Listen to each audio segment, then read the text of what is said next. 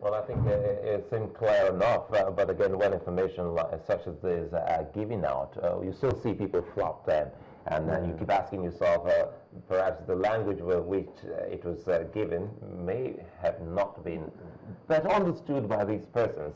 It gives credence to why we're also talking about this again and again and again. But you were talking about a couple of issues. You highlighted the importance of not going out with any of the insignia on your shirt, or you carry them about. And it's almost the same thing that the Commissioner of Police has said, that no one should come with anything like a logo, insignia on your shirt or whatever you're wearing on that day. And security agents should not escort anyone, no matter how highly placed, in their uniforms. What do you interpret would amount to such a kind of advice? You see, it takes two to tango. And if you look at situations before they escalate, from a security man's perspective, something gives. And also something adds up to what gives. I'll tell you what happens. If you had a populated polling booth, and two people just had an argument over anything other than the elections, and there was a scuffle, two possibilities are: one, there could be a stampede as a result of two people scuffling. Everybody gets scared what's happening, they start running, and you see an escalation. It's like dropping a stone in a pond, the rippling effect. Or if you don't see a stampede, you're going to see people misconstrue what they were actually arguing about, and a free-for-all starts. Or you see some mischievous people exploit the fact that two people are quarreling to misinform others and stoke the embers of violence. So what we tend to do is to keep the area around the polling booth as free and as fluid to movement as possible. What the senior police officer has said is in line. My concern here with what he has said has to do with exemplitude. You're going to see people, if Nigeria is where I have grown these 43 years, you're going to see the very custodians of these do's and don'ts break them. You're going to see one so-called office holder come there with his men and their weapons. And probably you will even see sister agencies arguing because another sister agency is flouting it. So I want to appeal to the office holders, to the custodians of these do's and don'ts, to first and foremost, imbibe exemplitude, and you see the entire mass of the crowd following. But when you reel out these things and you don't observe them, then you create a gaping window for impunity. What do you make of the states Borno, Adamawa, and Yobe that have been under attack by the insurgents Boko Haram for the past 5 years now? We understand that over 10,000 people have been killed, and many, many more thousands have been displaced out of there. As a matter of fact, we have got the IDPs staying in camps, and others have stayed outside of Nigeria, in Niger, in Chad, and just within the borders there.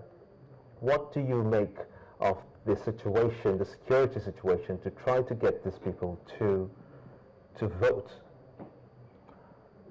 The issue of the Northeast itself was actually quite key in matters that concerned these elections, and we saw a 6 weeks extension of the election date from February 14 to tomorrow, so these things could be brought under control and the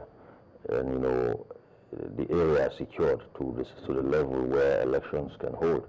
And within the 6 weeks, we saw a lot of what I call a recovery of our grounds. And having done that for a while, I know the military has come to the media with facts and figures to the effect that these areas have been liberated.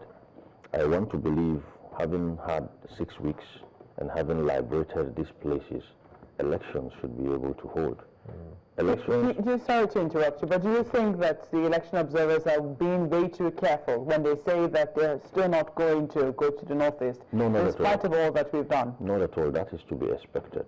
That is to be expected because that which should have been done You see, there are two things. You go and take the place, you recover it, is one aspect of it. Then you must have to do what we call confidence building, which has not been done. Let me give you an example. In the last 6 weeks, we saw what I want to call reinforced campaigning from both ends of the divide, the APC and the PDP. The APC and the PDP didn't really need 6 weeks to get any more supporters than they already did have. Oh, you think so? But 6 weeks for me, you see, there is this undecided portion of the Nigerian populace. I could sway anyone. Exactly, that could actually make the difference if the elections or the votes were cast. So the PDP already has a fair estimate of what their followership is. The APC has a fair estimate of what their followership is, but there is this undecided portion that you need to go after. That's the same thing that applies. The same analogy applies to taking ground. You have chased them out. Those people are traumatized. They are scared. You need to build their confidence to even want to go back home. Well, we saw that. I mean, we saw the emir of Goza. No, that's not sufficient. Go back, and he was asking his people to come. We saw the president visit that area more than once in the period of the 6 weeks. That's not what more would you have wanted to see? I tell you something about confidence building. Confidence building is about the military doing the confidence building, not the president going there on the eve of elections and you think you're going to win anybody's confidence over. Look, let's be straightforward here. Those people just see that visit as a Christmas gift. What about the enemy? I think I have to come in here. Captain Ali, we'll come back to that and look at that, especially in the light of your experience in Liberia at that point in time, what the military were able to do within Liberia. We could relate that to the Liberian situation. And see how you were able to, draw the people out of his shells and hideouts, and embrace the military and the activity there. But we have to go to this particular report before our break. His man in Imo, he's been speaking, talking about security again, and how much preparations they are putting in place in Imo State. Let's see him now.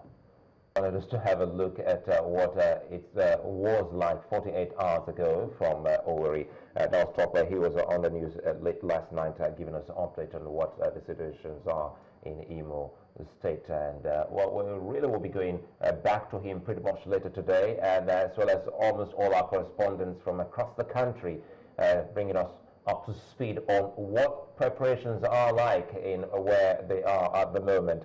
But for now, we'll go on a short break. When we come back, we'll be looking at the eyewitness report. Don't forget, you can also send in your pictures and comments.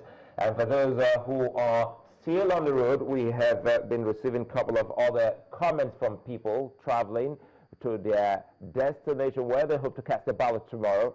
In Nigeria, it is the tradition for most people to go register in their place of birth or where they're from and cast a ballot just in case they want to see some form of development. Why is that so? We'll also be looking at that in the course of the program. If you live in State A, why would you want to cast your ballot in State A? Because the amenities coming from that particular state will used by you. These are some of the things we'll be looking at. And don't forget that the eyewitness account is still very much there for you. And we can also get some videos as well away from still pictures. You can also oblige us some videos.